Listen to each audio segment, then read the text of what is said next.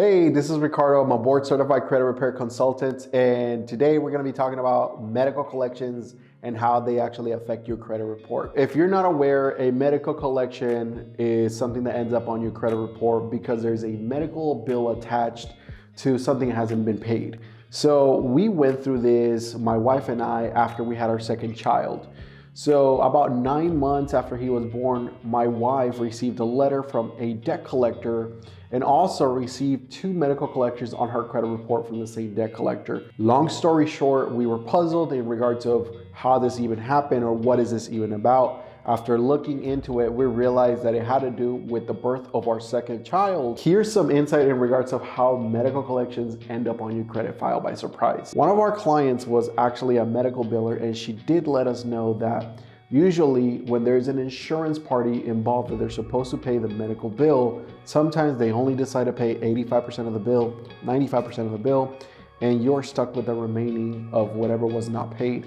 However, you really don't know what's happening in the background because this is between the medical provider and the actual insurance company. So while the medical provider is trying to bill the insurance company and no one's getting paid, after 90 days, this now becomes an overdue bill, which can end up ultimately on your credit report. And that is exactly what happened to my wife and I when we had our second baby. So she ended up with 2 different collections, one for about $2,300, one for about $500.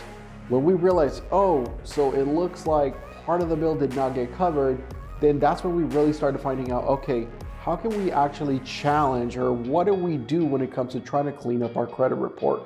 Because even if we were to pay that collection, unfortunately, it would not improve our credit 99% of the time.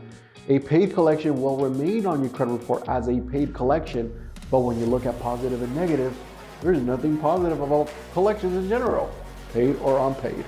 So when we realized there is a way that you can actually do what's called a validation of debt. Now, under the Fair Debt Collection Practices Act, I realized that we could actually, as consumers, do a validation of debt. And this is when you send a letter to the debt collector that's reporting the medical collection on your credit report, a document stating that you want them to demonstrate that they have all the documentation on file to prove the alleged collection truly belonging to you. After sending that validation of debt, the debt collector could not come up with the right documents, so therefore they withdrew the collection from my wife's credit file. Our son now is 4 years old, and we've never heard from that collection agency or a different collection agency after we did the validation of debt. Sometimes collection agencies can come back and say, hey, here's the documentation you requested, so therefore now we're validating the debt. If this is happening to you, you can do a second validation of debt, or you can try to attack this collection now with the credit reporting agencies to try to remove it from your credit report based on inaccuracies or unverifiable information on your credit file. There are so many different ways in regards of how you can remove or you can attack an actual collection, a medical collection from your credit report. This is one example of the many different types of medical collection validation of debts that you can send to the debt collector. So if you have medical collections on your credit report, this is one method you can use to attempt to get them removed by validating that collection with the debt collector that's reporting on your credit report. Don't forget to like this video if you found it helpful. Again, my name is Ricardo Soto and I'm a board certified credit repair consultant.